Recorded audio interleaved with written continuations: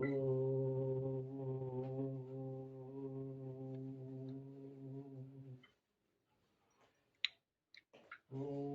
पूर्णमद पूर्णमिदं पूर्णात् पूर्णमुदच्यते आवाज साफ नहीं आ रही गुरुदेव। आवाज नहीं आ रही हमारी? साफ नहीं आ रही, कान हम लगाया पचे भी नहीं आ रही। आवाज नहीं आ रही? हाँ साफ, मतलब या तो माइक आपको दूर है। हाँ नहीं, माइक तो ठीक है। देखो देखो थोड़ा सा देखो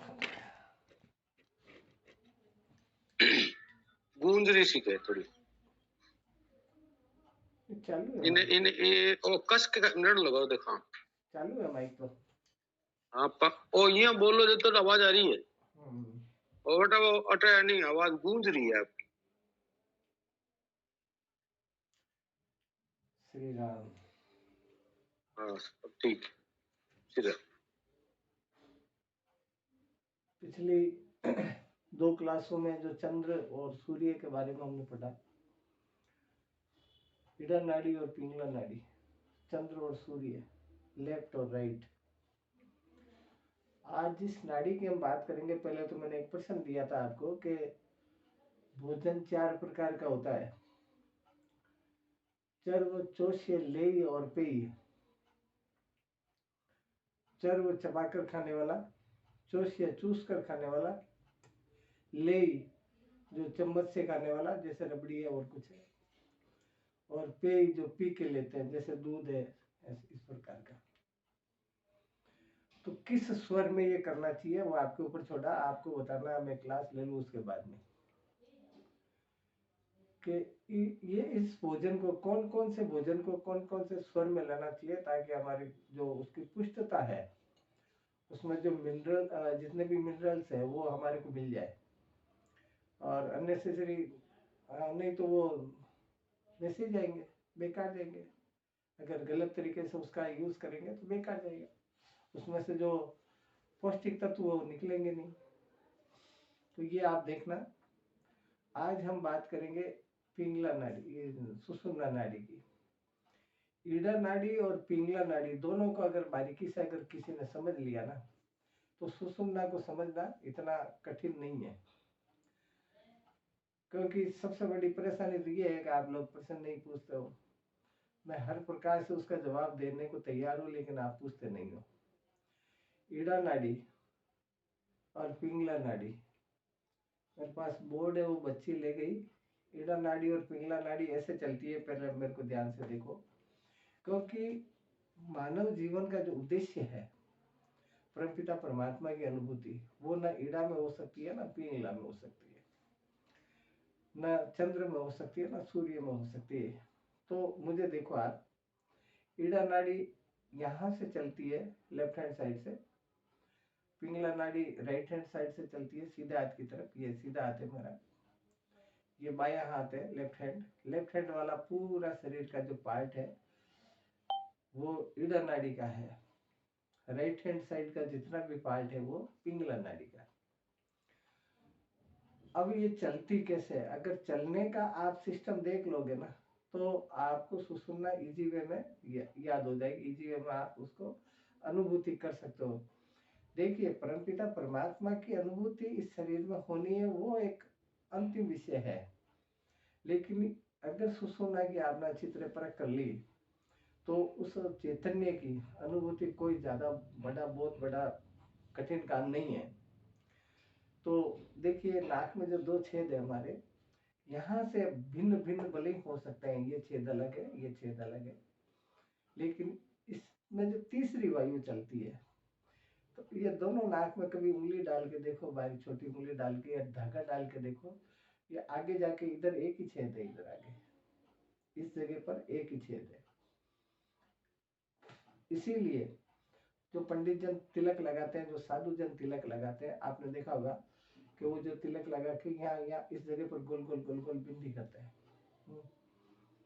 उसका मेन कारण यही है कि आगे सुषुम्ना नाड़ी का वास है। अब आप इसको देखो, नाक से जो ये ऐसे ये श्वास चल रही है ऐसे, यहाँ पर जाकर इस प्रकार से डाइवर्ट हो जाती है, यूं इस प्रकार से यूं डाइवर्ट होके इसमें इस कान से होते हुए यहाँ, इसको विशुद्धि चक्र इसलिए बोलते हैं कि यहाँ से फिर ये यूं यूं यूं यूं एक दूसरे को काटती है 6 जगह से, और जिस जिस जगह पर ये काट रही है उस सबसे पहले तो यहाँ से काटी है, क्योंकि यहाँ से ये श्वास जारी, ये श्वास जारी, तो ये यूं, तो पहला आ गया चक्र। जहां जहां भी इसका कट होगा वो वहां सुषुम्ना नाड़ी का संचालन होगा। यहाँ से फिर नीचे जाएगी तो इधर आएगी, तो ये विशुद्धि चक्र, फिर जैसे जैसे जैसे जितना जितना नीचे जाएगी वो मूलाधार चक्र तक जाएगी, और हमारे गुदाद्वार के ठीक पास में जो हमारा एनस है उसके ठीक पास में वापस ये रिटर्न हो जाती है। आपने जो हमारे जो नीचे के पार्ट है जिसको हम कूल्हे बोलते हैं, और उसकी डिजाइन इस प्रकार से है, इस प्रकार से वापस रिटर्न होगी। वो समझने वाली बात यह है कि जब ऊपर से चलेगी ये, तब न कुंडलिनी सक्रिय होना है, न और कुछ, न आपका सुषुम्ना सक्रिय होना। सुषुम्ना तो तब आपको अनुभूति करनी जब जब ये टकराएगी। अब कैसे अनुभूति करनी वो मैं आपको सिस्टम बताता हूँ।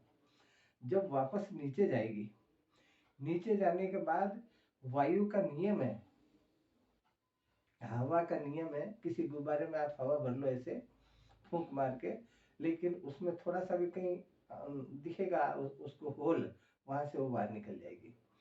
तो क्योंकि सबसे नीचे हमारे एनस है, जिसको मल द्वार हम बोलते हैं, वहां से निकलने की संभावना न हो वायु की, इसलिए हमारे को पद्मासन या सिद्धासन लगा के बैठना चाहिए अगर हम मेडिटेशन करते हैं तो, ताकि वो जो वायु है वो बाहर नहीं निकले, चाहे चंद्र की वायु हो, चाहे सूर्य की वायु हो, चाहे सुषुम्ना की वायु हो।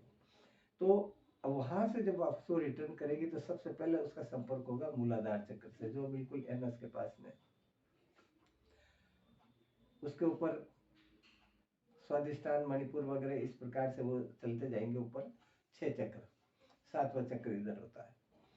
तो आपको कैसे अनुभूति करनी है इसकी, ये मैं आपको बताता हूँ आज। कि आप पद्मासन और सिद्धासन अभी आने वाली है शिवरात्रि 26 तारीख की, शिवरात्रि भगवान शिव की, भोलेनाथ की रात्रि कहते हैं उसको। क्यों कहते हैं कि उस शिव और शक्ति का संगम काल, शिव और शक्ति का संगम काल हमारे बीच में, शरीर के अंदर जितने भी हम तीर्थ बनाए, हमारे ऋषि मुनियों ने जितने भी तीज त्योहार बनाए, वो हमारे शरीर के आधार पर बनाए, लेकिन भौतिक रूप से वो अलग दिखने में है। तो हमारी शिवरात्रि कैसे होती है? शिवरात्रि शिव और शक्ति का मिलन, वो मैं आपको अच्छी तरह आज बारीकी से बताऊंगा, क्योंकि अगली क्लास शायद मेरा यात्रा है तो वो हो नहीं पाएगी। जब एक आप पद्मासन और सिद्धासन लगा के बैठ जाइए, वैसे ये योग का चैप्टर है, लेकिन क्योंकि शिवरात्रि आने वाली इसलिए मैं इसको डिटेल से समझा देता हूँ आपको। सबसे पहली बात तो यह है कि शिवरात्रि को जो भी बंदा अपनी वाणी को अगर सिद्ध करना चाहता है, शिव सूर्योदय को जो भगवान शिव की वाणी है उसको सिद्ध करना चाहता है, तो आप शिवरात्रि के दिन या चंद्र ग्रहण के दिन या सूर्य ग्रहण के दिन या संक्रांति के दिन इसको जो हमारी देव भाषा है उसमें आप पढ़ो, एक साथ पढ़ो। एक मतलब ऐसे नहीं कि थोड़ा एक चैप्टर पढ़ लिया तो बाद में पढ़ लेंगे, ऐसा नहीं, लगातार पढ़ना है देव भाषा में। और दूसरी शर्त यह है कि शुद्धतम होनी चाहिए, आपके शब्दों की शब्दावली गलत नहीं होनी चाहिए, क्योंकि देव भाषा हर आदमी पढ़ता नहीं है, इसलिए उसको जानकारी होती नहीं है, तो भाषा शुद्ध होनी चाहिए। तो खैर अब सुनिए, आप लोग जब पद्मासन या सिद्धासन लगा के बैठोगे तो हमारे पैर का जो गिरिया बोलते हैं हम इसको, ये वाला हिस्सा, ये टकना, ये वाला, ये हमारे एनस पर रहना चाहिए, हमारे गुदा द्वार के ऊपर रहना चाहिए। और दूसरे पैर का जो टकना है ये वाला, ये हमारे जेनिटल ऑर्गन के ठीक ऊपर रहना चाहिए, ताकि हम जो वायु ले रहे हैं वापस जब रिटर्न कर रहे हैं ना, तो हम आम आदमी को पता नहीं होता है, लेकिन वो किसी न किसी रूप में से आंशिक तौर पर वो नीचे गुरुद्वार से बाहर निकल जाती है। इसीलिए इस प्रकार से बैठो आप पद्मासन सिद्धासन लगा के, और सामने अपने गुरुदेव की फोटो या आपका जो भी इष्ट हो, जिसको भी आप स्वीकार करते हो परमात्मा के रूप में, चाहे देवी के रूप में करो, चाहे राम या कृष्ण के रूप में करो, चाहे अल्लाह या गॉड के ऊपर करो, किसी का भी करो, जिसमें आपकी श्रद्धा हो, जिसमें आपकी भावना हो, उसको एक बार एक नज़र से आप देखो, उसका चित्र को देखो एक बार, और हल्की सी आंख बंद कर लो और सीधे होके बैठ जाओ ऐसे। ये नुस्खा आपको करना है। मैं आपको दावे के साथ कह सकता हूँ कि चैतन्य की अनुभूति कोई बहुत बड़ा इश्यू नहीं है।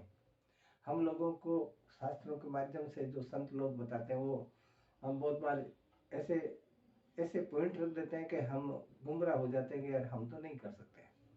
तो आपको पद्मासन सिद्धासन लगा के बैठ जाना है, ऐसे करके, ये वाली ऐसे करके, ऐसे ऐसे करके, और रीढ़ की हड्डी एकदम सीधी होनी चाहिए। अगर थोड़ी बहुत भी लचक है तो आपको किसी भी चक्कर का अनुभव नहीं होगा।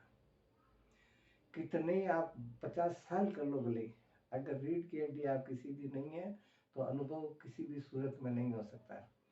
और अगर ये भी मिले हुए नहीं है तो भी नहीं हो सकता है। अगर नाशागर नजर नहीं है तो भी नहीं हो सकता। इन नियमों का पालन करना आपको। तो इस प्रकार से बैठ जाइए। ये हाथ मैंने ऐसे कर रखे, इस प्रकार से, ये दोनों को पकड़ रखा है इस प्रकार के ऐसे, और रीढ़ की हड्डी को एकदम सीधी।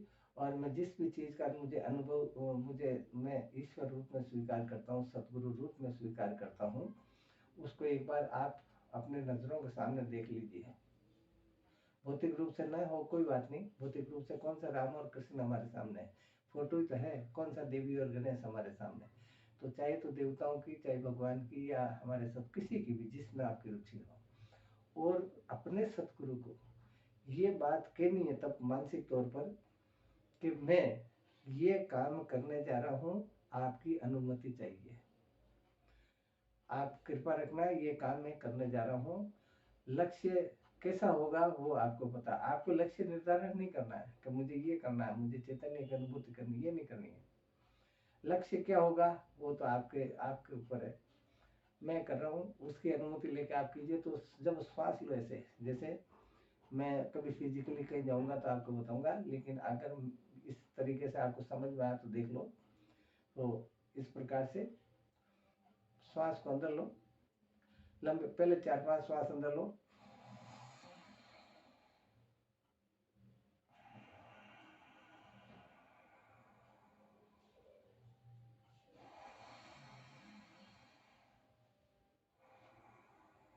ऐसे 4-5 श्वास अंदर लेके, और फिर क्योंकि आपका रेस्पिरेटरी सिस्टम का सिस्टम बन जाएगा, इसलिए 4-5 श्वास लेनी है।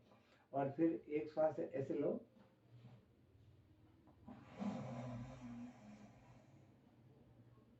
रोक लो, और मैं बोल इसलिए रहा हूँ, आपको बोलना नहीं है, ताकि वो चित्र आपके अंकित होना चाहिए इस जगह पर, और उसी से अनुभूति लेके करनी है। तो सबसे पहले आप सबसे नीचे जाइए, आपकी अंतर्नेत्र को मूलाधार पे ले जाइए, आपके अंतर्नेत्र को मूलाधार पे ले जाइए। मूलाधार पे आप मेडिटेशन करिए, जितनी सांस रोक सकते हो सांस के साथ जबरदस्ती मत करना, क्योंकि इसका अभ्यास धीरे धीरे बढ़ता जाएगा। कोई आधे मिनट कर सकता है, तो 2-4 दिन अभ्यास करने के बाद वो 1 मिनट हो जाएगा, फिर 2-4 दिन बाद अभ्यास करने के बाद वो 1.5 मिनट हो जाएगा, बढ़ेगा ही। लेकिन एक साथ जबरदस्ती मत करना, उसको रोक के ठीक मूलाधार पे आपको ध्यान करना है। और ये ध्यान करना है कि मेरे गुरुदेव मूलाधार पर मेरे साथ है। अब जितना आप सांस को रोक सकते हो, जितने केपेबल हो आप, उतना आप गली रख के देख लीजिए कितने, उस हिसाब से 6 तक आपको चक्कर लगाना है, 6 तक। जैसे मैं बिना बोले मैं बता नहीं सकता, इसलिए मैं बोल रहा हूँ। मान लीजिए मैंने सांस रोक ली और इस प्रकार से कर ली, ऐसे करने से लोक लग जाता है, इस प्रकार करने से, क्योंकि हमारे ये जो इस जगह खड्डा है ना, ये ठुड्डी इसमें फंस जाती है ऐसे, तो लोक लग जाती है, यानी बाहर निकलेगी नहीं। कोई ये गलत फहमी में मत रहना कि ऐसे मर जाता आदमी। श्वास जब तक अंदर रहेगी ना, आदमी मर नहीं सकता है। लेकिन क्योंकि श्वास के साथ जबरदस्ती करना भी बेकार है, कोई और समस्या हो सकती है, तो जितना आप रोक सकते हो। मूलाधार पे देखिए कि आपके सदगुरु आपके साथ है और आपकी उंगली पकड़ रखी उन्होंने। फिर ऊपर चढ़िए, दूसरे चक्कर पे जाइए स्वादिष्टान पर, फिर तीसरे पे जाइए, फिर चौथे पे, पांचवे पे, छठे तक आपको जाना है इधर तक। और इधर ये महसूस करना है कि इधर मेरे सदगुरु बैठे हैं और वो कुछ बता रहे हैं, आपको बैठना नीचे, बस इतना सा ये काम करना है। और क्योंकि जिस जिस चक्र पे आप भ्रमण करोगे ना, उस चक्र पर सुषुम्ना संचालित होगी। और नियमित तौर पर अगर ऐसे करोगे ना, तो आपकी सुषुम्ना संचालित होने में कोई नहीं रोक सकता। तो ये काम आपको करना, ये इसलिए बताया मैंने कि पास में शिवरात्रि आ रही है 2-3-4 दिन बाद में, और फिर शायद आगे वाली क्लास शायद एक आध क्लास मिस हो सकती है, इसलिए मैंने बताया। अब आज बात करते हैं सुषुम्ना की।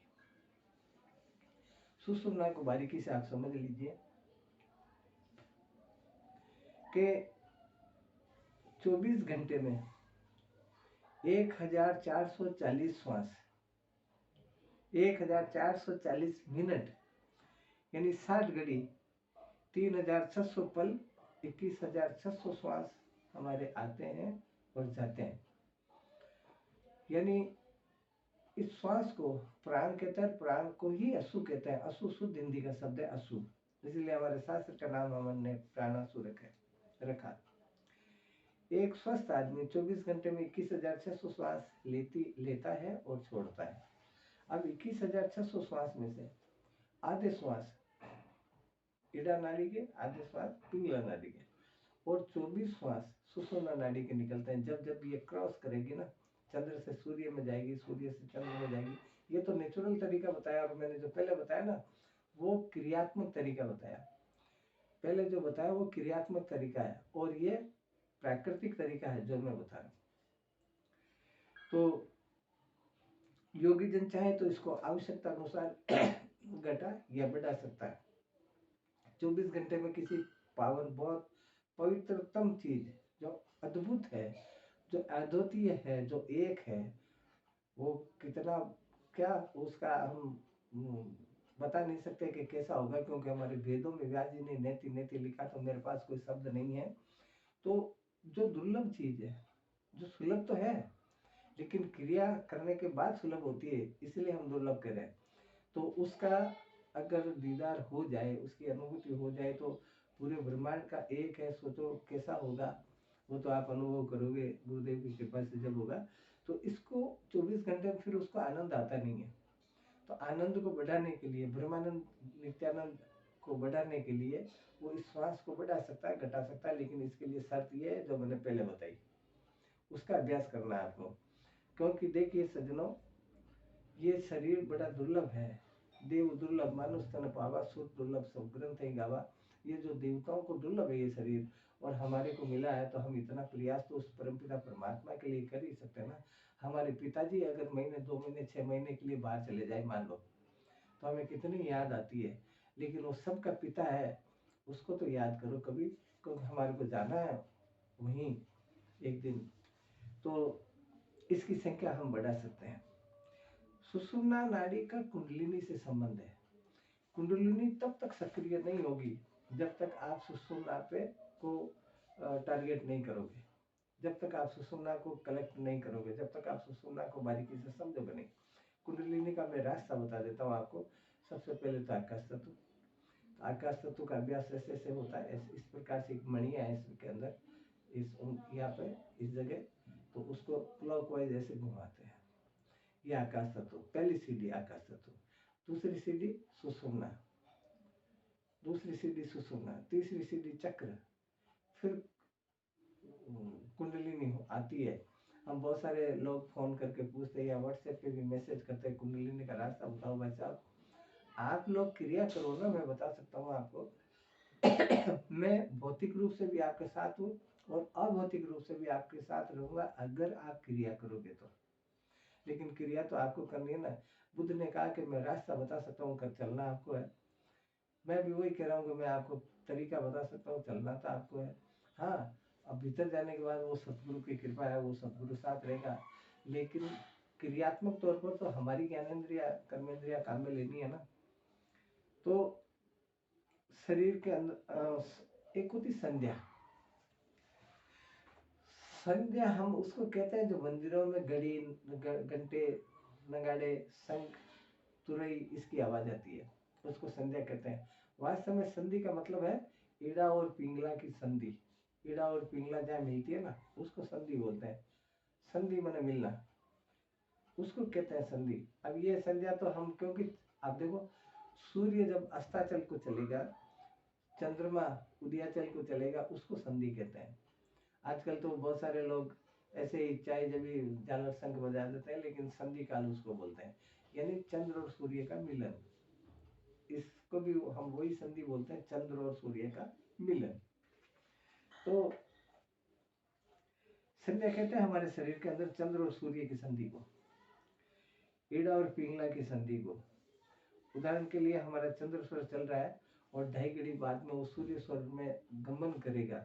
तो जब सूर्य स्वर में गमन करेगा तब प्रथम श्वास एक गमन काल में वो सुषुम्ना का चलेगा, फिर सूर्य में ट्रांसफर हो जाएगा। ऐसे ही जब सूर्य स्वर चल रहा है और 2.5 घड़ी बाद जब चंद्र में चलेगा, तो वो एक जब गमन काल का जो एक श्वास है, क्योंकि इधर से इधर आएगा ना और इधर से इधर जाएगा, तो एक श्वास संधि का होता है, यानी सुषुम्ना का होता है। चंद्र का सूर्य में परिवर्तित होते समय प्राकृतिक नियमानुसार एक श्वास और प्रश्वास, एक श्वास और प्रश्वास कहते हैं छोड़ने को, ये चलता है एक श्वास और एक प्रश्वास संधि काल का। तो संध्या सुषुम्ना कुंडलिनी यही वह समय है जब किया हुआ असंख्य गुना होता है। संधि काल में एक नाम लो परमात्मा का या सतगुरु का है, जिसका भी आप लेना चाहो, एक नाम लो, एक नाम लो, और वैसे आप करोड़ नाम लो बराबर है, क्योंकि एक मंदिर है और उसमें आप 1000 चक्कर लगा दिए, लेकिन जब भी गए तो आपको परमपिता परमात्मा की जो मूर्ति है उसके दर्शन नहीं हुए।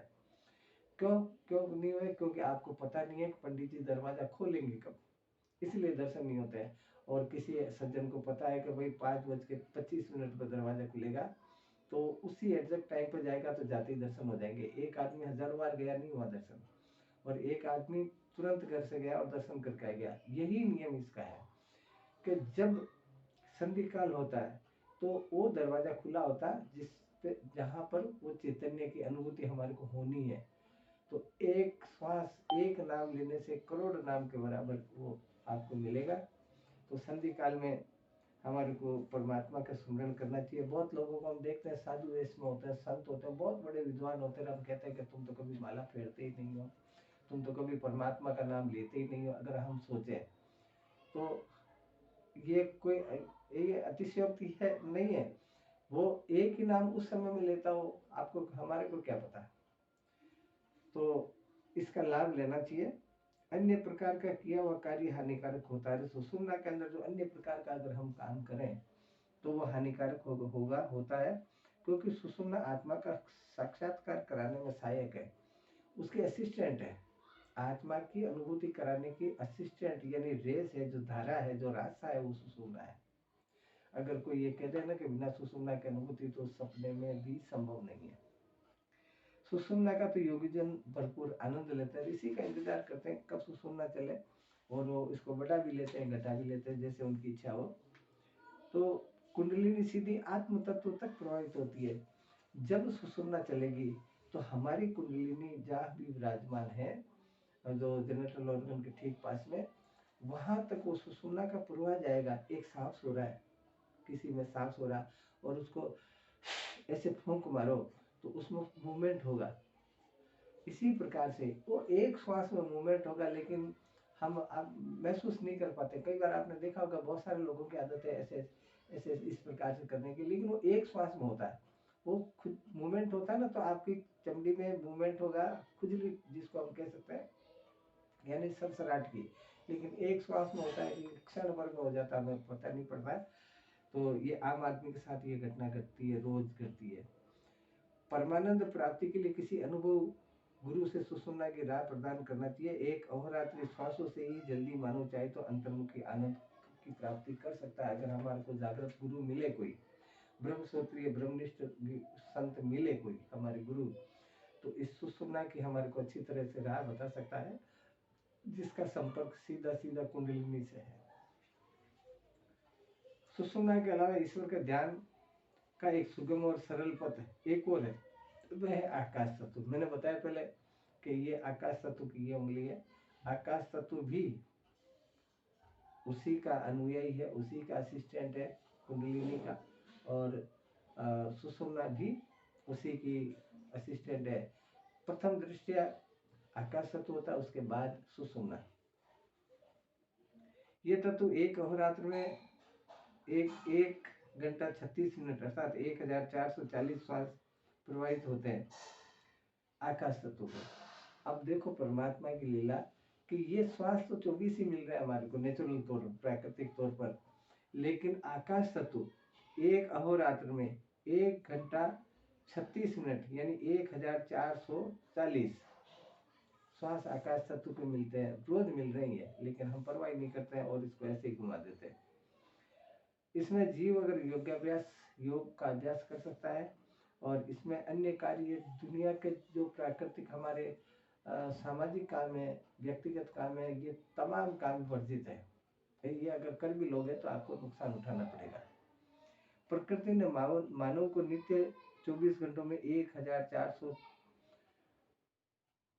श्वास तो आत्म तत्व को जानने के लिए दिए। 1464 श्वास तो सिर्फ इसलिए दिए परमात्मा ने कि तू मेरी तरफ आ सकता है, मेरी अनुभूति कर सकता है, लेकिन हम तो वही तेरी मेरी में घुमा देते हैं, हम परवाह नहीं करते और इसका ध्यान नहीं करते हैं।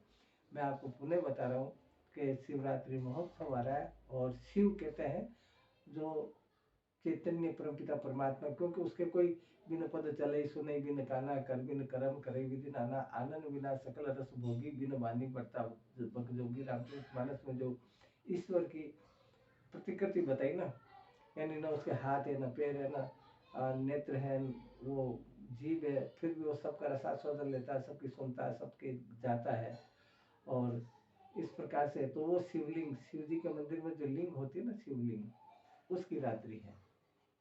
तो आपको करना है तो 1464 श्वास तो हमारे को रोज परमात्मा उसी के लिए देता है कि तू चाहे तो मेरी अनुभूति कर सकता है, लेकिन हम नहीं करते। प्रतिदिन शुभ कार्य करने के लिए 10,068 श्वास, और अच्छे काम करने के लिए 10,068 श्वास ही तेजस्वी साहसी इस प्रकार के काम करने के लिए दिए। लेकिन आज खेद है कि हम आधुनिक वैज्ञानिक युग में प्रवेश कर प्रकृति के नियमों का निरंतर भूलते जा रहे हैं।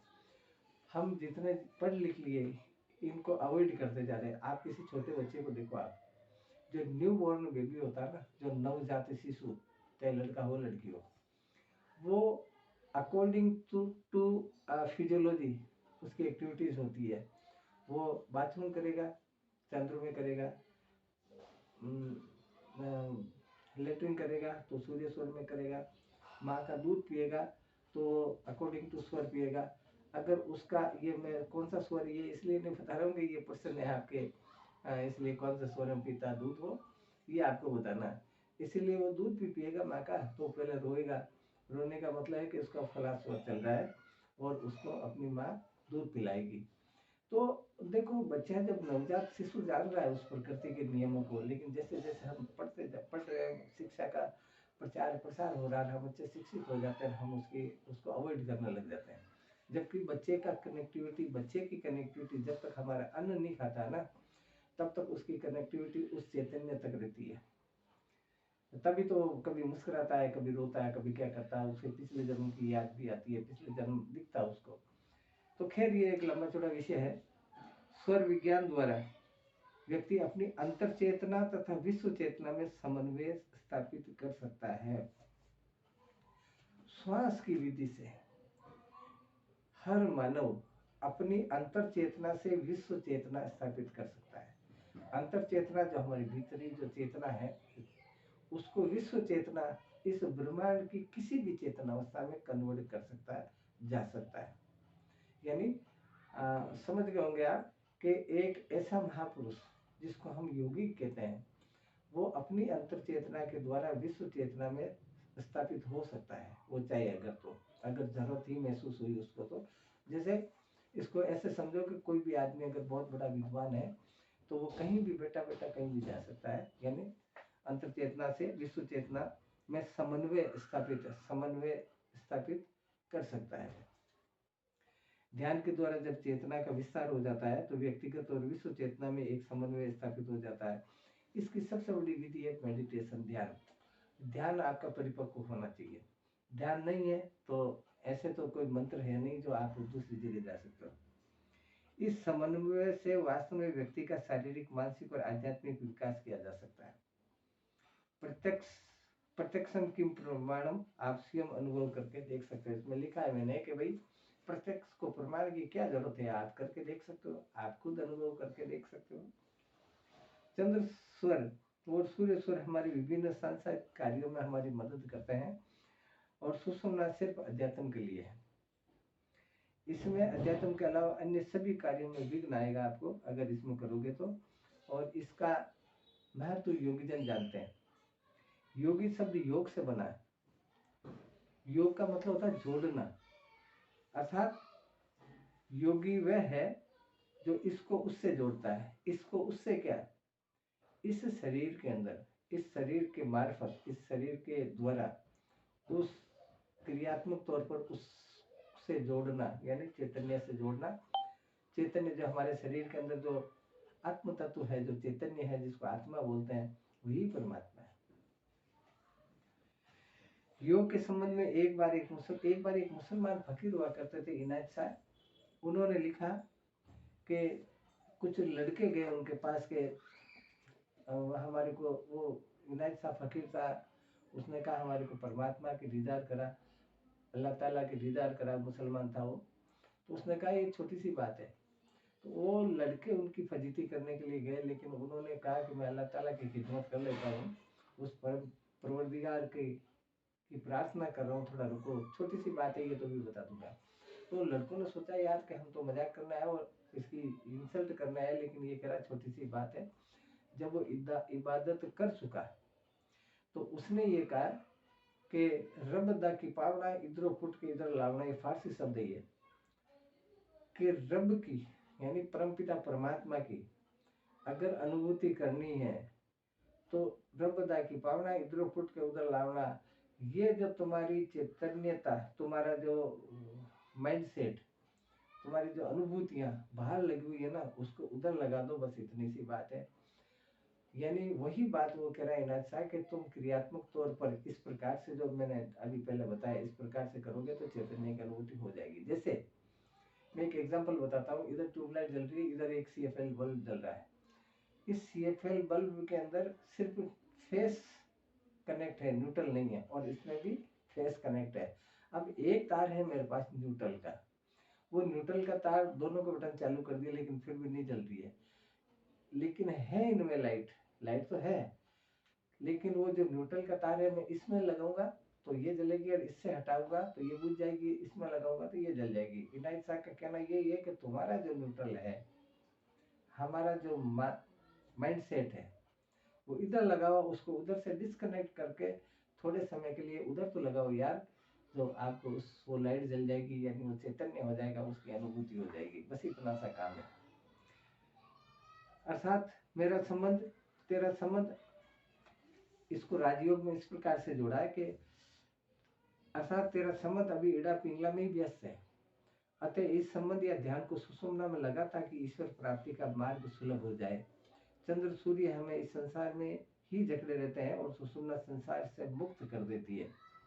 सुषुम्ना के संदर्भ में महाराज चरणदास जी महाराज ने भी लिखा है कि योग करो सुख मन चले, कि आपको योग कब करना है, जब सुख मन चले, के आत्म को ध्यान, के आत्म को, आत्म कहते आत्मा का ध्यान करना है। और कार्य कोई करे तो कछु आवे हाल, अगर दूसरा काम कोई करोगे तो आपको कोई ना कोई नुकसान उठाना पड़ेगा। योगराज बोधायन साहब जो मेरे को बहुत बड़ी कृपा हुई, इधर ये फोटो है बोधायन साहब की। तो बोधायन साहब ने भी अपने शास्त्र में लिखा कि शशांक वायरे दात्री दीवा वारियो दीवा करे, इत्यभासरतो नित्यम से योगी नास्त्र संशय, कि अगर इस प्रकार से अगर कोई करता, मैं जाता था कानपुर, तो इस प्रकार से अगर कोई करता है तो योगी नात्र संशय, कि मैं गारंटी के साथ कहता हूँ कि वो योगी है, इसमें किसी प्रकार की शंका नहीं है, किसी प्रकार का संशय नहीं है। शिव सरोदे में भी लिखा कि स्वर ज्ञान रहस्यातु न काटी चेष्ट देवता, स्वर ज्ञान रतो योगी से योगी परमो होता है, कि अगर इस प्रकार की क्रिया करे कोई, चंद्र स्वर को छोड़कर अगर सुषुम्ना में ध्यान लगाए तो निश्चित तौर पर वो योगी है। ये शिव सरोदे में लिखा महाराज जो सुखदेव मुनि ने। गोरखनाथ जी ने एक जगह लिखा कि गोरखनाथ जी शिव के अवतार माने जाते हैं।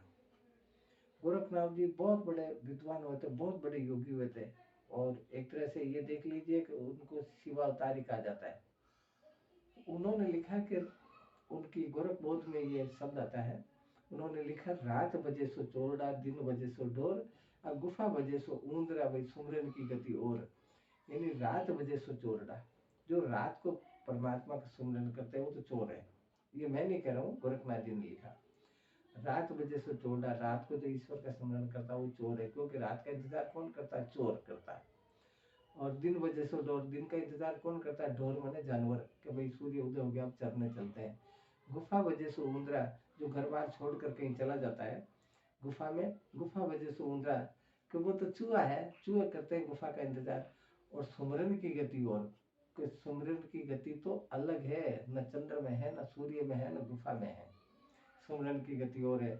इसका तात्पर्य यही है कि न तो आपको चंद्र में परमपिता परमानंद की अनुभूति हो सकती है, न सूर्य में अनुभूति हो सकती है, न कुंभक करोगे तो उसमें अनुभूति हो सकती है। कुंभक माने गुफा। ऐसे सांस को ऐसे रोक लिया, उससे भी आपको परमात्मा की अनुभूति नहीं हो सकती है। अगर परमात्मा की अनुभूति होनी है तो सुषुम्ना में होनी है। तो इसीलिए उन्होंने लिखा कि रात बजे सो चोरडा, दिन बजे सो डोर, गुफा बजे सो उंदरा, भाई सुमरन की गति और। हमारे जो शिव सरोदे में भी भगवान मुनि सुखदेव ने लिखा, अनादि विषय संधि निराहारो निराकुले, परे सूक्ष्म विलेते सा संध्या सद विरुचते, न वेदम त्वदे इत्यादि वेदो वेदो न विद्यते, परमात्मा वेद्यते येन से वेदो वेद उच्यते, न संध्या संधिर व्याहु, संध्या संधिर निर्गत्यते, विषय संधि के प्राण से संधि संधि रुचते। यानी सुखदेव मुनि ने भी लिखा कि संधि तो आपकी तभी संभव है, इसका अप्रोक्सीमेटली उत्तर हो जाता हूँ कि संध्या तो तभी संभव है जब आप सूर्य और चंद्र की संधि का अध्ययन करोगे, सूर्य और चंद्र की संधि का मेडिटेशन करोगे, सूर्य और चंद्र की संधि का अभ्यास करोगे, तो ही आप योगी हो सकते हो। योगी माने, योगी का मतलब वही है, इस शरीर को हटाकर शरीर के माध्यम से उस चैतन्य की अनुभूति करना, वो योगी होता है। संधि तो विषम प्राणों के होने पर कही, विषम प्राण होते तभी तो संधि होती है ना, सम प्राण में कहाँ संधि होती है। चंद्र स्वर और सूर्य स्वर दोनों मिलकर समान रूप से क्रिया करे उस काल को वास्तविक संध्या कहते हैं। चंद्र और सूर्य दोनों समान रूप से चलने का मतलब न तो आप उसको चंद्र स्वर कह सकते हो, न सूर्य स्वर कह सकते हो, और ये दोनों समान रूप से चलेंगे तब संध्या होगी, तब संधि होगी। और यही सुषुम्ना है, और सुषुम्ना ईश्वर है। सुषुम्ना ईश्वर ने बनाई इसलिए कि जीव मेरा साक्षात्कार कर सके, यानी सुषुम्ना ईश्वर का रास्ता है एक। मेरे गुरुदेव स्वामी मनोराम जी महाराज, उन्होंने भी कहा कि अन्य समय 1,00,000 नाम लो और सुषुम्ना में 1 नाम लो बराबर है। अर्थात सुषुम्ना में जीव का सीधा संबंध होता है परमात्मा से, सीधा संबंध होता है आत्मा से, सीधा संबंध होता है चैतन्य से। सुषुम्ना में ध्यान करने से शून्य में शब्द का अखंड उजाला होता है। ये ध्यान से सुनिए आप। सुषुम्ना में ध्यान करने से, अगर सुषुम्ना में आप ध्यान करोगे तो शून्य में, अभी शून्य में नहीं है, अभी तो बहुत सारे ये मकान है, ये दीवार है, ये किताबें पड़ी, ये फोटो लग रही है, इधर कुछ है, इधर पलंग पड़ा, ये शून्य नहीं है। तो शून्य में, सुषुम्ना में ध्यान करने से शून्य, बिल्कुल कुछ नहीं, शून्य एकदम पूरा गोलार्ध शून्य, में शब्द का अखंड उजाला, शब्द, ध्यान देने वाली बात है कि पूरा आप किसी जो पीतल का घड़ा होता है ना, उस घड़े में से बोलो वो, तो वो गूंजेगा, वो घड़ा, घड़े में आपकी आवाज गूंजेगी। योगियों का ये कहना है कि सुषुम्ना के अंदर शून्य में शब्द का अखंड उजाला, दो चीज कभी नहीं हो सकती। अगर शब्द हो रहे हैं तो उजाला नहीं, उजाला है तो शब्द नहीं। लेकिन सुषुम्ना में ध्यान करने से शून्य में अखंड उजाला, शब्द का अखंड उजाला, वहां शब्द भी गूंजेगा। और अखंड, जो अखंडित है, जिसका खंडन नहीं किया जा सकता, जिसको तोड़ नहीं सकते, इस प्रकार का उजाला। और उसमें एक आवाज, कल्पना करो अगर ऐसा हमारे साथ हो जाए, आपके साथ हो जाए तो कितना आनंद आएगा। कल्पनातीत बात है, आप किसी को बता नहीं सकते हो। तो सुषुम्ना में ध्यान करने से शून्य में शब्द का अखंड उजाला होता है और अखंड नाद का आभास होता है। हम किताबों में पढ़ते हैं, योग की किताबों में पढ़ते हैं कि इस प्रकार भेरी की आवाज, नगाड़े की आवाज, शंख की आवाज, इस प्रकार की आवाज। कल्पना करो, ये आवाजें तब होगी जब अगर सुषुम्ना में आप मेडिटेशन करोगे तो। और ये शंख तो हमने बनाए, ये तो सीपी बनाती है शंख, ये झालर, शंख, नगाड़े हमने बनाए। लेकिन वो जो अद्भुत शंख बोलेगा तो कल्पना करो, आपका रोम रोम कांप जाएगा, रोम रोम खिल जाएगा कमल की तरह।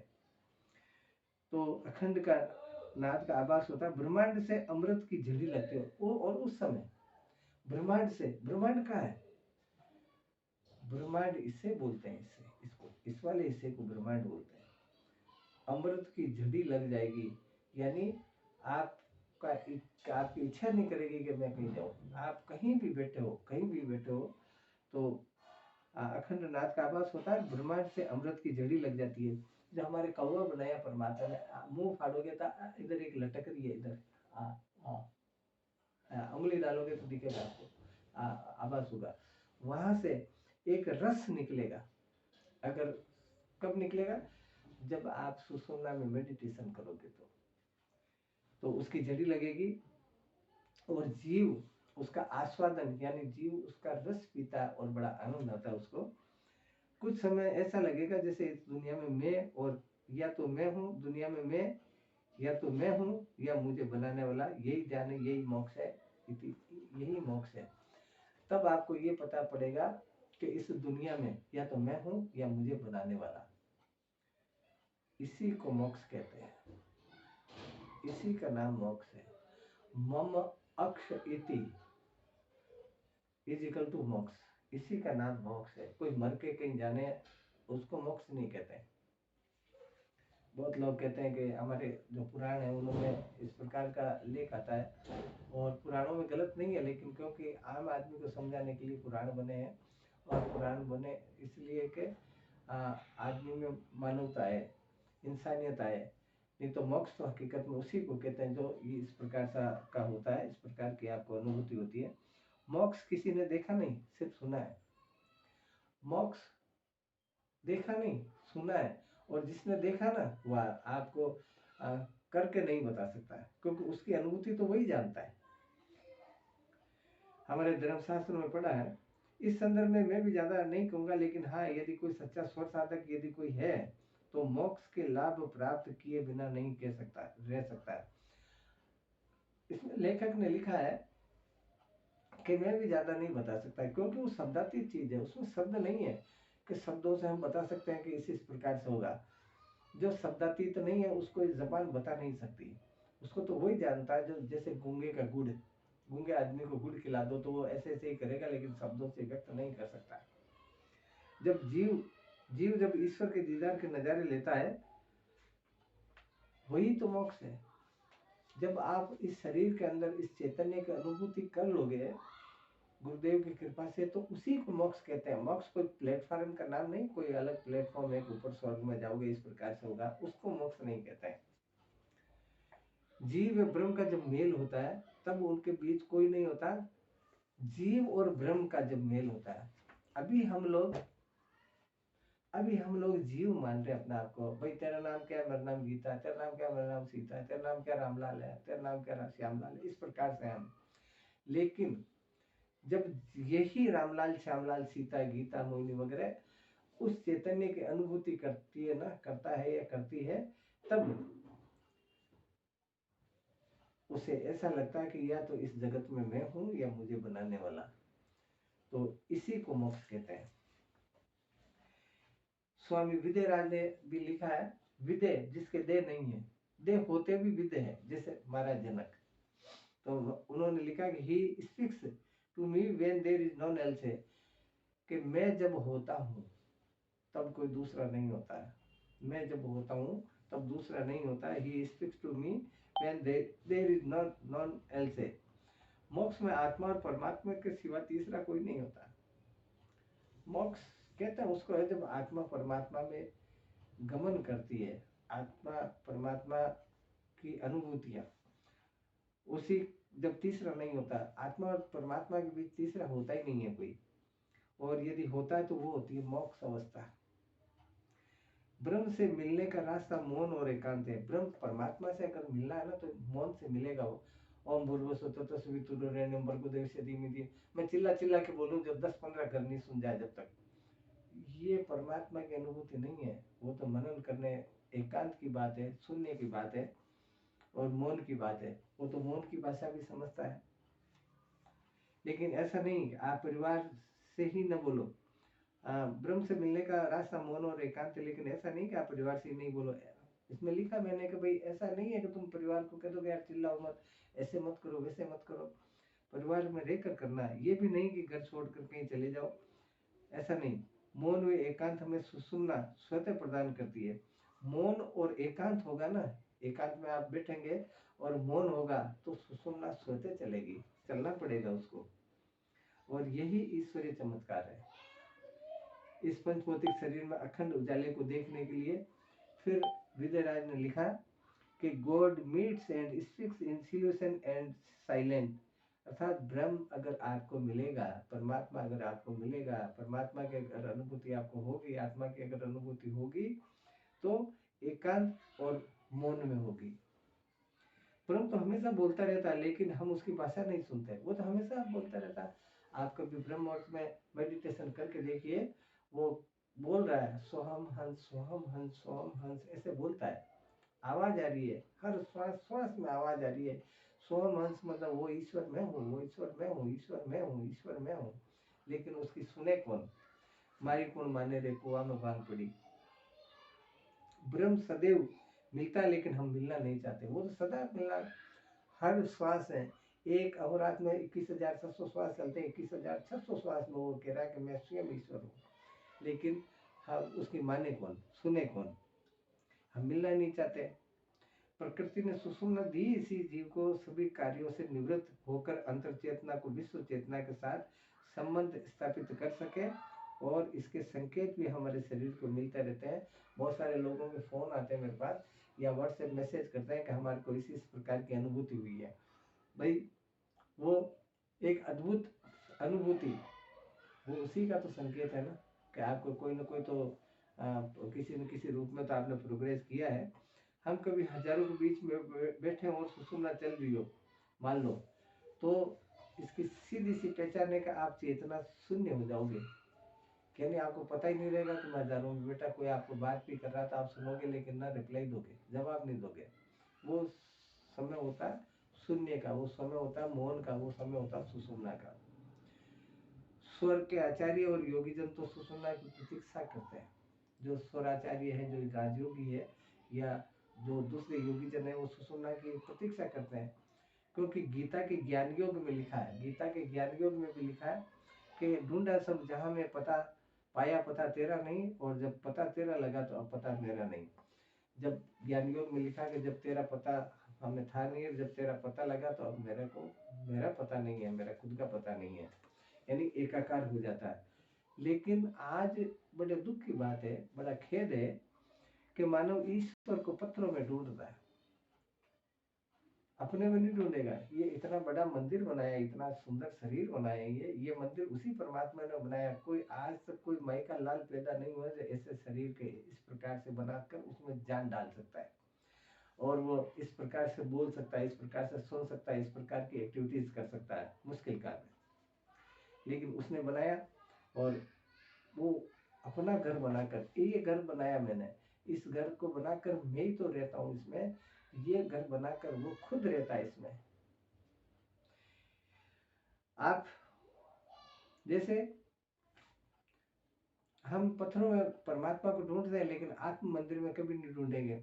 कस्तूरी मृग की भांति, कस्तूरी की जो मृग होता है, कस्तूरी मृग, उसकी नाभि में कस्तूरी रहती है लेकिन उसको महक आती है नाक में, क्योंकि कस्तूरी इस प्रकार से होती है, जो चौपाया होता है वो इस प्रकार, कस्तूरी की जो मुंह होता है वो इधर होता है, उसके मुंह की तरफ उसको महक आती है, अद्भुत महक, उसकी महक के अंदर वो भागता है कस्तूरी मृग, लेकिन कहीं नहीं मिलती, क्योंकि मिलेगी कैसे, है तो उसके खुद के पास में ना। तो इसी प्रकार से हमारी दिनचर्या है कि हम ढूंढते हैं, वहाँ चलो, काशी चलो, हरिद्वार चलो, मथुरा चलो, अयोध्या चलो, वहाँ तो तीर्थ करे, एक फल संत मिले, फल चार सदगुरु कर मिले, अनेक फल कहे कबीर विचार, तीर्थों में एक फल मिलता है। और भगवान कपिल ने भी लिखा है कि इदम तीर्थम भ्रमंती तामसा जना, आत्म तीर्थम न जानती कथम क्षण मोक्ष प्रिय। ये हमारे शास्त्र का वचन है कि इदम तीर्थम, के इस तीर्थ में जाओ, मिदम तीर्थम, उस तीर्थ में जाओ, इदम तीर्थम भ्रमंती तामसा जना, जो तामसी लोग होते हैं वो भ्रमण करते रहते हैं। भ्रमण तो संत भी करते हैं, लेकिन संत तो अपनी मनमोजी है, वो तो आस्था के लिए जाते हैं, धर्म के लिए जाते हैं, लेकिन जो तामसी लोग होते हैं वो परमात्मा को ढूंढने जाते हैं वहाँ। तो भगवान भोलेनाथ कह रहे हैं, कपिल मुनि लिख रहे हैं भगवान भोलेनाथ की वाणी को कि इदम तीर्थम भ्रमंती तामसा जना, आत्म तीर्थम न जानती, ये आत्म तीर्थ है, इसको जब तक नहीं जानोगे कथम श्रवण मोक्ष प्रिय। भगवान शिव कह रहे हैं कि हे देवी, उसका कैसे कल्याण होगा। हमारे धर्मशास्त्रों में भी लिखा है कि देवो देवालय प्रवक्त से जीव केवल शिव त्यजेत ज्ञान निर्माल्यम सोहम भगवेन पूजियत, कि हम लोग पूजते रहते हैं इधर उधर, लेकिन जब इसको पूजना शुरू करो, इसकी अनुभूति करना शुरू करो तो आपका कल्याण हो जाएगा, और नहीं तो सपने में भी संभव नहीं है। हम तब तक कर्मकांडी रहेंगे मरते दम तक, अगर हम इस आत्म तीर्थ को नहीं टटोलेंगे तो। हम करते नहीं है ऐसा, हम तीर्थ उसी को मानते हैं, मंदिर उसी को मानते हैं जहाँ दर्शनार्थियों की भीड़ हो, लेकिन गुरुदेव की बताई राह पर चलकर आप उस तीर्थ के दर्शन करो जहाँ कोटि सूर्य भी लग जाते हो। उक्त उस आत्म तीर्थ की राह सदगुरु हमें बताते हैं। कबीर साहब ने भी फरमाया कि तीर्थ करे एक फल संत मिले फल चार, सतगुरु मिले अनेक फल कहे कबीर विचार। कबीरदास जी ने भी लिखा, लेकिन हम इस पे ध्यान देते नहीं है। अब मैं आपको यही आग्रह करता हूँ कि इस प्रकार से आप मेडिटेशन कीजिए। और दूसरा, जो बाबा शिव की शिवरात्रि आ रही, उसको आप एक बार इसका अध्ययन कीजिए, जो मेरी पुस्तक के अंदर लिखा हुआ है पूरा। पुस्तक को नहीं पढ़नी है, जो संस्कृत के है ना, जो देव भाषा के है, उसको पढ़नी है। आप शिव सरोद ले आइए, जोधपुर वाले है तो जोधपुर मिल जाएगी, जयपुर वालों को जयपुर मिल जाएगी, एमपी वालों को वहाँ मिल जाएगी, हर जगह मिलती है। उसकी देव भाषा का अध्ययन करना ताकि वो आपकी सिद्ध हो जाए। दूसरा, आपको मेडिटेशन की शुरुआत करनी है। शिवरात्रि भगवान शिव की साल में एक बार आती है, लेकिन आपके लिए शिवरात्रि रोज है अगर आप ये करोगे तो। अब ईश्वर ने विभिन्न प्रकार की छटाई पंचभौतिक शरीर में बिखेर रखी है। एक जीवाराम जी महाराज हुआ करते थे। जीवाराम जी बहुत बड़े विद्वान थे, बहुत बड़े राजयोगी थे। उन्होंने ये लिखा, ये आप मेरी किताब में लिखा हुआ है, और ये इस वीडियो को भी देख लेना आप, और इसकी कोई क्रिया अगर कुछ नहीं तो मैं आपको बता सकता हूँ। 5 मुद्रा योग बल साधे सोई परम पद पाता है, जीव्या पलट खेचरी मुद्रा तालु बीच लगाता है, गगन मंडल से अमृत झरता सो योगेश्वर पीता है, नासिका का स्थान भूसरी सांसा में सोहम जाता है, अगोचरी स्थान श्रवणा रेणुकार धुन पहुंचता है, चाचरी स्थान नेत्रा उल्टी दृष्टि जमाता है, अखंड उजाला होई भवन में तिमिर नजर नहीं आता है, उन्मनी स्थान ब्रह्मांड सुख सपने समझाता है, जीवा राम अमर वो योगी अभय अमर घर पाता है। जीवाराम जी महाराज ने लिखा कि ये 5 मुद्रा अगर कोई कर लेना तो भी उसको वही परमपिता परमात्मा की अनुभूति होगी। लेकिन इस 5 मुद्रा के पहले मेडिटेशन आपका परिपक्व नहीं है तो नहीं हो सकती है। स्वर साधना के से ही मानव अपनी शारीरिक, मानसिक और आध्यात्मिक विकास कर सकता है अगर वो चाहे तो। जब एक हनुमान जी का एकादश रुद्र अवतार, हनुमान जी, वो आपको पूरी दुनिया में कहीं मिलेगी नहीं। आपको अगर चाहिए तो मैं फोटो भेज सकता हूँ, मेरे पास है। मैंने भी कैसे मिली मुझे मैं कह नहीं सकता। तो एक जो भगवान शिव का एकादश रुद्र अवतार हुए थे, जिनको हम हनुमान जी महाराज कहते हैं, हनुमान जी का पीछे फोटो है। तो हनुमान जी का उन्होंने, उनका खुद का पवन विजय स्रोत है, पवन विजय स्रोत है, उसमें लिखा है कि दीवान पूज्य लिंगम रात्रमपि ने पूज्य थे, हनुमान जी कह रहे हैं। सर्वदा पूज्य लिंगम दिवा रात्र निरोधते। जो एकादश रुद्र अवतार है वो कह रहा है ये बात कि दिन में अर्थात जब रजोगुण प्रधान सूर्य स्वर चल रहा हो तब योग साधन नहीं करें, और रात्रि में भी अर्थात जब तम प्रधान चंद्र स्वर चल रहा हो तब भी योगाभ्यास नहीं करें। दिन रात दोनों अर्थात सूर्य और चंद्र दोनों स्वरों का निरोध करके सुषुम्ना के समय जो पिंगला और ईड़ा रूपी दिन और रात दोनों का संधि समय है, उसमें सदा योगाभ्यास करें, मैं तुम्हें मिलूंगा। यानी उसके दीदार हो जाएंगे, उस चैतन्य की अनुभूति हो जाएगी।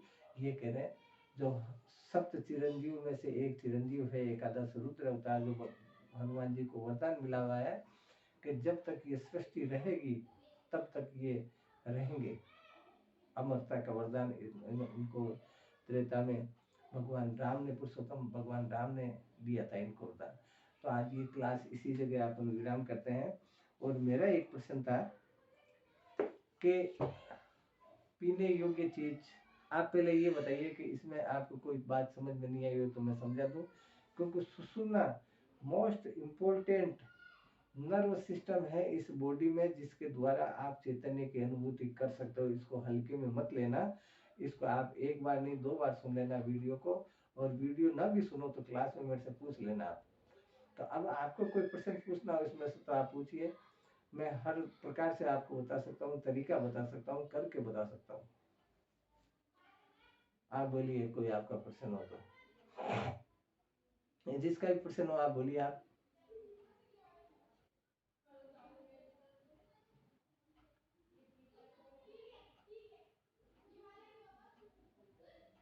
इसका मतलब आपको पूरा समझ में आ गया। गुरुदेव जय श्री राम। जय श्री राम। ये जो आप महाशिवरात्रि का जो बता रहे हो, हाँ, तो ये किस टाइम करना है? शिवरात्रि तो पूरे अहोरात्र में पूरी रहती है, सारी पूरे 24 घंटे रहती है, कभी करो ना। अच्छा गुरुदेव, तो इसको सुचारू रूप से कैसे स्टार्टिंग किस प्रकार होगी, तो वो बताओ ना आप एक बार। गुरुदेव का स्मरण करके उनसे आदेश लेकर, और शिव सरोदे की जो देव भाषा है उसको पढ़ना है, अगर आपको उसको सिद्ध करनी है तो। हिंदी नहीं तो पढ़नी है, गुरुदेव देव भाषा लेकिन शुद्ध होना चाहिए, उच्चारण शुद्ध होना चाहिए। तो वो पुस्तक या ग्रंथ वो क्या है, वो तो है ही नहीं, फिर उसे पढ़े। इसमें है पूरा, इसमें पूरा दीर्घ का पीछे आप पढ़ो, पीछे देखो मैंने दे रखा है। ठीक है गुरुदेव, जय श्री राम। अब आप लोगों के पास अगर प्रश्न नहीं हो तो मैंने एक प्रश्न बताया, साइलेंट रखा था, उसमें आज भी एक बात आई थी तो मैंने वो बताया नहीं कि बच्चा किस स्वर में दूध पीता है। आपको ये बताना है कि चर्व चोष्य ले और पेय, क्योंकि मैं बीच बीच में ये इसलिए पूछ रहा हूँ, आप ये अननेसेसरी मत लेना, ताकि मुझे तो कम से कम पता पड़ेगा अब मैं जो पढ़ा रहा हूँ, मैं जो बोल रहा हूँ, मैं जो सिखा रहा हूँ, तो आपके कुछ तो समझ में आ रहा या नहीं आ रहा, ये तो मुझे आंसर हो जाए ना। तो आप बताइए कि क्या चर्व चोष्य लेय पेय 4 प्रकार के भोजन है, कौन कौन से भोजन को कौन कौन से स्वर में खाना चाहिए या पीना चाहिए, कोई बता सकता है आप में से? आप नहीं बताओगे तो इसका उत्तर मैं आज भी नहीं बताऊंगा। आप मंथन तो करो भले आदमियों, ये मैं 5-6 साल से ऑनलाइन क्लास ले रहा हूँ, और आप बताओ इसमें कि कौन कौन सा भोजन किस किस स्वर में लेना चाहिए। आप कोई अगर बता सकता तो मैं समझूंगा कि वो वास्तव में तन्मयता से इसको सीख रहा है, और नहीं तो आप मुझे पागल बना रहे हो, समय को बर्बाद कर रहे हो। गुरुदेव खाना तो सूर्य सौर में है। हाँ, 4 प्रकार के भोजन है, चर्व चोष्य लेई और पेय। तो चारों भोजन सूर्य, चारों ओम जी, चारों वो भोजन है वो सूर्य स्वर में लेने चाहिए, आपका मतलब ये है ना? नहीं, खावा को सिर्फ खावा को सूर्य सौर में है। और कोई सज्जन कोई बताना चाहे तो?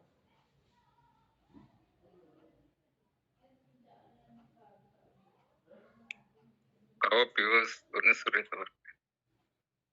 और जय श्री राम गुरुदेव। जय श्री राम, जय श्री राम। पीने का और चूसने का चंद्र स्वर्ग। हाँ, लेकिन पूरा सत्य नहीं है ये, ओम जी ने बताया वो भी अच्छा बताया, लेकिन पूरा सत्य नहीं है। देखो देखो, मैं बता ही देता हूँ आपको, आप लोग अध्ययन नहीं करते हो। श्रवण, 3 चीज होनी चाहिए, श्रवण, मनन और निध्यासन। किसी की बात सुनो, उसको मनन करो, और जो अच्छी अच्छी चीज है उसको ग्रहण कर लो, जो आपको नहीं लग रही अच्छी उसको बाहर निकाल दो, उसको निध्यासन बोलते हैं। हाँ, अब मैं कह रहा हूँ आपको, जो आप श्रवण तो कर रहे हो उसका मनन नहीं कर रहे हो और न निध्यासन कर रहे हो, इसलिए आपके दिमाग में वो छाप है नहीं। तो सुनिए आप, भोजन चाहे पीने का हो चाहे खाने का हो, भोजन तो सूर्य स्वर में करना चाहिए। पौष्टिक तत्व उसमें, दूध में नहीं है क्या पौष्टिक तत्व? रबड़ी में नहीं है क्या पौष्टिक तत्व? अगर चंद्र स्वर में लोगे तो सीधा लीवर में जाएगा। गन्ने का रस, दूध, ये अगर आप पियोगे चंद्र स्वर में तो सीधा लीवर में जाएगा वो आपके। कहाँ उसमें एसिड मिलके वो फर्टिलाइजेशन हुआ, उसमें से कार्बोहाइड्रेट, विटामिन, प्रोटीन अलग हुए। अलग होने का तो आपने काम ही नहीं किया, क्योंकि चंद्र स्वर में लिया आपने, इसलिए वो तो सीधा लीवर में जाएगा। पौष्टिक तत्व कहाँ लिए उसमें से, और लीवर से सीधी हम पेशाब के रास्ते निकाल देते हैं उसको, जैसा हमने लिया। तो भोजन 4 प्रकार का है, चर्व, चोष्य, लेई और पेय। चारों प्रकार के भोजन को सूर्य में लेना चाहिए। हमारे शास्त्र में स्पष्ट लैंग्वेज में नहीं लिखते हैं विद्वान लोग, उसमें कुछ साइलेंट रखते हैं। वो इसलिए कि मंथन हम लोगों को भी तो करना चाहिए ना भाई। दूध में भी मिनरल्स है कि नहीं? हर पीने की जो पौष्टिक पीने की चीज है उसमें मिनरल्स है, हर चाटने की चीज है उसमें मिनरल्स है, हर जो चूसने की चीज है उसमें मिनरल्स है। रोटी को तो सबको पता है कि भाई मिनरल्स है ही है उसमें। तो भोजन हमेशा सूर्य स्वर में करना चाहिए। तो इसी के साथ अपनी वाणी को विराम देते हैं, क्योंकि आप लोगों के पास कोई प्रश्न है नहीं। अगली क्लास बुधवार को शिवरात्रि है, शिवरात्रि को मैं अगली क्लास लूँगा। आपको जो बात पूछनी है योग की, राजयोग की, जहाँ तक टॉप टू बॉटम जितनी बात आपको पूछनी है, शिवरात्रि को आप 7:30 बजे जुड़ जाना। और सब लोगों से मेरा आग्रह है कि मेहरबानी करके मैं 7:30 बजे जुड़ जाया करो। अगर किसी को इंटरेस्ट है तो मैं 5 मिनट और एडिशनल देता हूँ कि भाई और कोई इंतज़ार करता हूँ कोई जुड़ जाए तो, क्योंकि बड़ी अद्भुत रात्रि है वो, बड़ी अनमोल रात्रि है। तो आपको जो भी पूछना, जिस प्रकार की बात पूछनी हो, ज्ञान योग की, राजयोग की, ध्यान योग की, प्रेम योग की, हठ योग की, किसी भी प्रकार की बात पूछनी, मैं बताने को तैयार हूँ। आप पूछना, प्रश्न बना के रखना, और जो भी प्रश्न बना के रखो कृपया मेहरबानी करके ग्रुप में डालना, ताकि दूसरे लोग भी उस पर मंथन करें। तो इसी के साथ मेरी वाणी को विराम देता हूँ, क्योंकि आप लोग प्रश्न नहीं पूछ रहे हो। तो जय श्री राम, श्री राम। जय श्री राम गुरुदेव। जय श्री राम।